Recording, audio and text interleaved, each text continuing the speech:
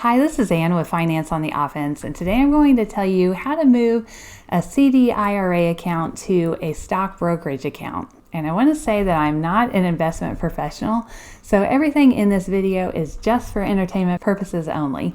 All right, let's get started. All right, so let's say a few years ago you had a job where you had a 401k, and then you left that job and you heard it's a good idea to roll over that 401k to an IRA. So you talked to your bank and they helped you to set up an IRA account and buy a CD with it.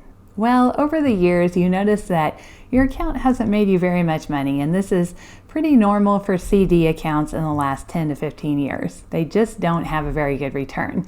So you want to pull your money out and then put it into a brokerage account so you can invest in the stock market. But here's the thing, there's a right and a wrong way to do this. You almost definitely do not want to cash out your IRA. You need to transfer it from account to account, not actually pull the money out yourself. Also, CDs usually have a window of time where you can make changes to them and that kind of thing, or transfer them out. And if you do this outside of that window, it's usually a week or so, you can incur penalties on the CD itself.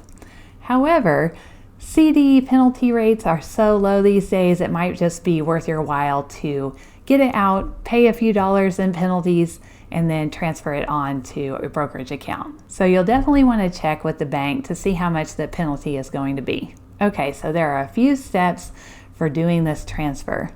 Number one, find out what kind of IRA it is. Is this a traditional IRA, a Roth IRA, a SEP IRA? Your bank should be able to tell you this info, but a lot of times it's also online inside your account. For example, in Schwab, a traditional IRA is called contributory, and a Roth IRA is called contributory Roth. But if you're not sure, it might be a good idea to just message your bank and have them tell you what type of IRA it is, especially if it's not 100% clear.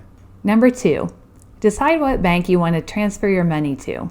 This new bank needs to also be a brokerage and have brokerage accounts. My favorite three are Schwab, Fidelity, and Vanguard. A brokerage account is an account where you can deposit your money into a licensed brokerage firm and then request them to place trades on your behalf. And those trades are going to be like index funds, mutual funds, bonds, and that kind of thing. Not all banks have this ability, but Schwab, Fidelity, and Vanguard all do. Schwab and Fidelity allow you to buy most index funds without commissions, but I think they do charge for Vanguard, so if you're wanting Vanguard index funds, you might as well just go to Vanguard, the company, and set up an account there.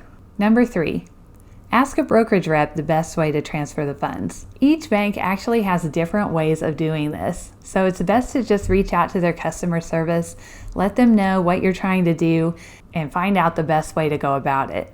Here's Schwab.com's page about transferring accounts. It just tells you there's 3 easy steps, and it's probably an automatic process if you know what you're doing, but I would still reach out to one of their professionals to make sure you do it right. When you open an account with Schwab, you need to select investment account transfer as your funding option, and probably the other 2 banks I mentioned are going to have something similar to this, but it won't be exactly the same.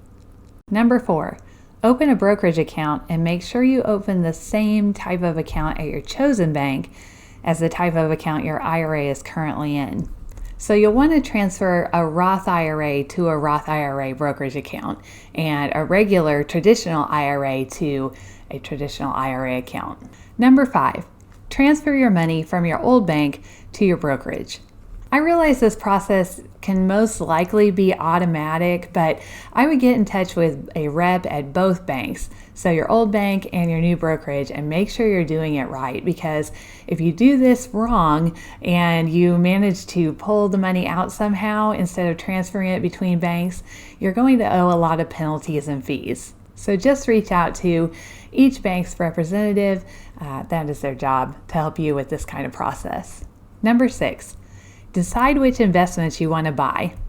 I personally like total stock market index funds, or index funds that follow like the S&P 500 or something like that. Index funds have really low fees because there's no one managing the fund. It's all an automatic process.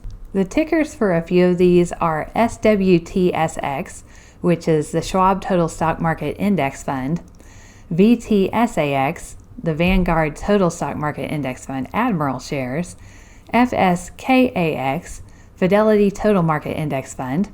And then for the S&P ones, we've got SWPPX, which is the Schwab S&P 500 Index Fund, FXAIX, which is Fidelity's version, and then VFIAX, which is Vanguard's 500 Index Fund Admiral shares. Now you could do a mixture of these funds if you want. So you could take 50% of the money that you put in the account and buy a total stock market index fund, and then you could take the other half and buy an S&P 500 index fund or something like that.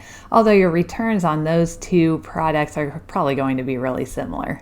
If you don't know how to buy a fund with the money in the account, definitely reach out to a rep. That process is going to be different for every single different brokerage, Schwab, Fidelity, or Vanguard. But all three of those companies have pretty good customer service, at least in my experience. All right, I hope this video has helped you. If you liked it and you want to see more videos like this, just hit the subscribe button and the little bell next to it, and you'll be notified every time one of my new videos comes out. All right, I'll see you in the next video. Thank you.